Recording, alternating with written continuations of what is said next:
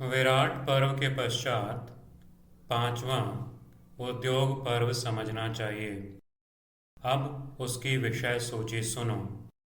उद्योग पर्व विज्ञेयम् पंचमं शृण्वतः परम।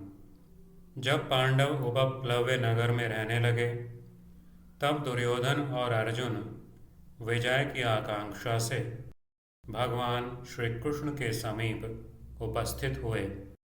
उपप्लव्ये निविष्टेषु पांडवेषु जिगीषया दुर्योधनोऽर्जुनश्चैव वासुदेवमुपस्थितौ।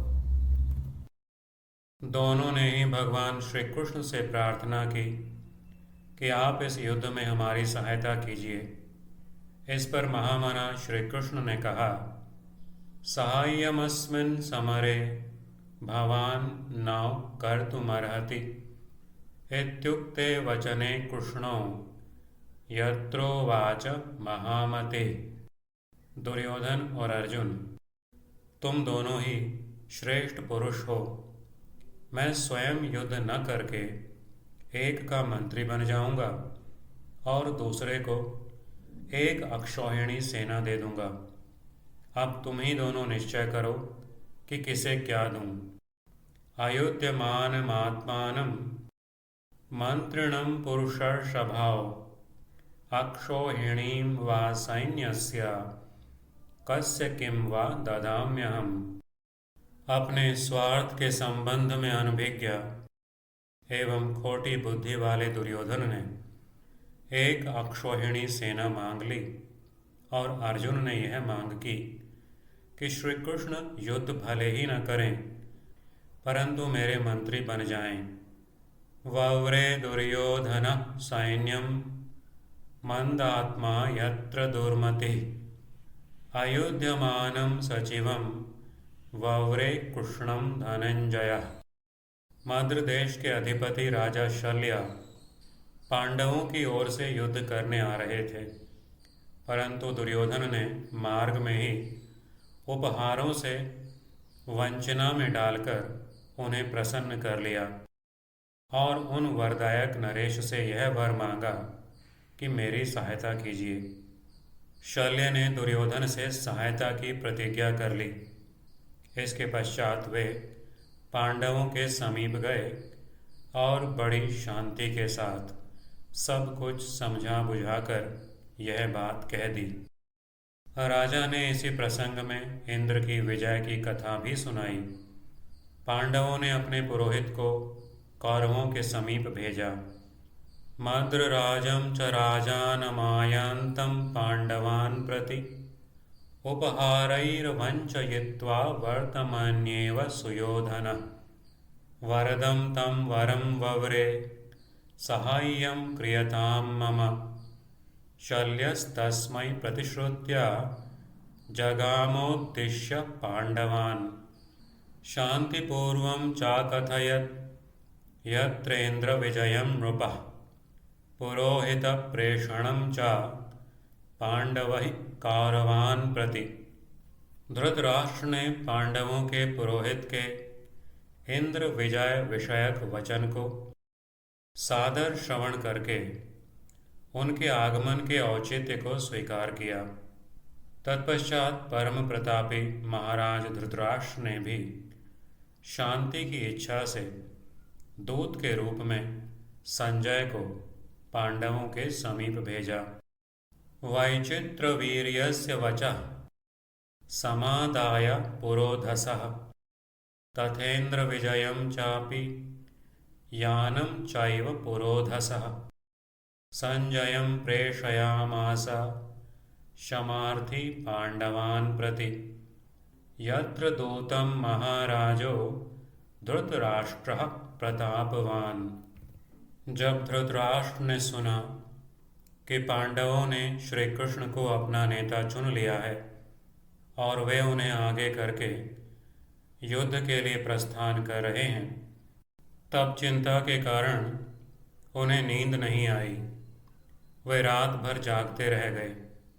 उस समय महात्मा विदुर ने मनीषी राजा धृतराष्ट्र को विविध प्रकार से अत्यंत आश्चर्यजनक नीति का उपदेश किया है, वही विदुर नीति के नाम से प्रसिद्ध है। श्रुत्वा च पांडवान् यत्र वासुदेव पुरोगमान् प्रजागरः संप्रजज्ञे धृतराष्ट्रस्य चिन्तया विदुरो यत्र वाक्यानि विचित्राणि हितानि च श्रावयामास राजानं धृतराष्ट्रं मनीषिणम्। उस समय महर्षि सनत सुजात ने खिन्न चित्त एवं शोक विह्वल राजा धृतराष्ट्र को सर्वोत्तम अध्यात्म शास्त्र का श्रवण कराया तथा सनत सुजातेन यत्राध्यात्ममनुत्तमं मनस्तापान्वितो राजा श्रावितः शोकलालसः। प्रातः काल राजसभा में संजय ने राजा धृतराष्ट्र से श्री कृष्ण और अर्जुन के एकात्म्य, उनकी मित्रता का भली भांति वर्णन किया। प्रभाते राजसमिताओ संजयो यत्र वा विभोः एकात्म्यं वासुदेवस्य प्रोक्तवानर्जुनस्य च। इसी प्रसंग में यह कथा भी है कि परम दयालु सर्वज्ञ भगवान श्री कृष्ण दया भाव से युक्त हो शांति स्थापना के लिए संधि कराने के उद्देश्य से स्वयं हस्तिनापुर नामक नगर में पधारे। यत्र कृष्णो दयापन्नः संधिमिच्छन् महामतिः स्वयमागाच्छमं कर्तुं नगरं नागसहवयम्। यद्यपि भगवान श्री कृष्ण दोनों ही पक्षों का हित चाहते थे और शांति के लिए प्रार्थना कर रहे थे, परंतु राजा दुर्योधन ने उनका विरोध कर दिया। प्रत्याख्यानं च कृष्णस्य राज्ञा दुर्योधनेन वै क्षमार्थे याचमानस्य पक्षयोरुभयोर्हितम्। इसी पर्व में दंभोद्भव की कथा भी कही गई है। साथ ही महात्मा मातली का अपनी कन्या के लिए वर ढूंढने का प्रसंग भी है। दंभोद्भवस्य चाख्यानमत्रैव परिकीर्तितं वरान्वेषणमत्रैव मातलेश्च महात्मनः। इसके पश्चात महर्षि गालव के चरित्र का वर्णन है। साथ ही विदुला ने अपने पुत्र को जो शिक्षा दी है वह भी है। महर्षेश्चापि चरितं कथितं गालवस्य वै विदुलायाश्च पुत्रस्य प्रोक्तं चाप्यनुशासनम्। भगवान श्री कृष्ण ने कर्ण और दुर्योधन आदि की दूषित मंत्रणा को जानकर राजाओं की भरी सभा में अपने योगैश्वर्य का प्रदर्शन किया। कर्ण दुर्योधनादीनां दुष्टं विज्ञाय मंत्रितं योगेश्वरत्वं कृष्णेन यत्र राजनां प्रदर्शितम्। भगवान श्री कृष्ण ने कर्ण को अपने रथ पर बैठाकर उसे अनेक युक्तियों से बहुत समझाया बुझाया, परंतु कर्ण ने अहंकारवश उनकी बात अस्वीकार कर दी। रथमारोप्य कृष्णेन यत्र कर्णोऽनुमन्त्रितः उपायपूर्वं शौटीर्यात् प्रत्याख्यातश्च तेन सह। शत्रुसूदन श्री कृष्ण ने हस्तिनापुर से उपप्लव्य नगर आकर जैसा कुछ वहाँ हुआ था वह सब पांडवों को कह सुनाया। आगम्य आस्तिनपुरादुपप्लव्यमरिन्दमः पांडवानां यथावृत्तं सर्वमाख्यातवान् हरि।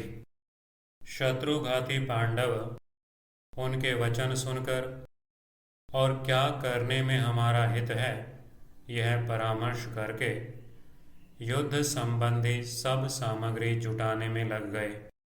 ते तस्य वचनं श्रुत्वा मन्त्रयित्वा च यद्धितं सांग्रामिकं ततः सर्वं सज्जं चक्रुः परन्तपाः।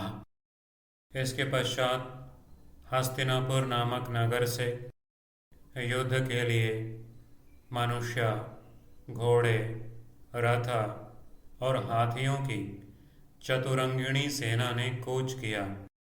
इसी प्रसंग में सेना की गिनती की गई है। ततो युद्धाय निर्याता नराश्वरथदन्तिनः नगराद्धास्तिनपुरात् बलसंख्यानमेव च।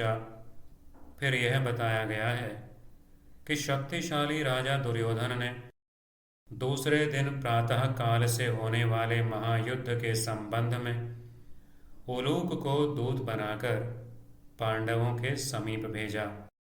यत्र राजना ह्यलूकस्य प्रेषणं पांडवान् प्रति श्वोभाविनी महायुद्धे दौत्येन कृतवान् प्रभुः।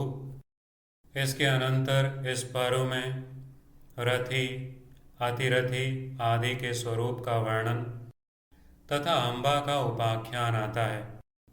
इस प्रकार महाभारत में उद्योग पर्व 5वां पर्व है और इसमें बहुत से सुंदर सुंदर वृत्तांत हैं।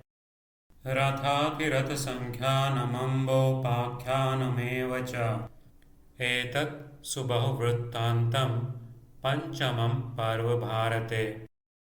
इस उद्योग पर्व में श्री कृष्ण के द्वारा संधि संदेश और उलूक के विग्रह संदेश का महत्वपूर्ण वर्णन हुआ है।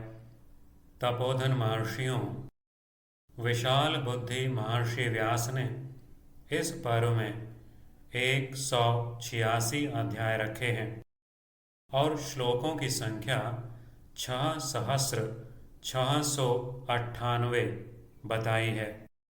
उद्योग पर्व निर्दिष्टम संधि विग्रह मिश्रितम अध्यायानां शतं प्रोक्तम षडशीतिर्महर्षिणा श्लोकानां 6 सहस्राणि तावन्त्येव शतानि च श्लोकाश्च 90 प्रोक्तास्तथैवाष्टौ महात्मना व्यासेनोदारमतिना पर्वण्यस्मिंस्तपोधनाः।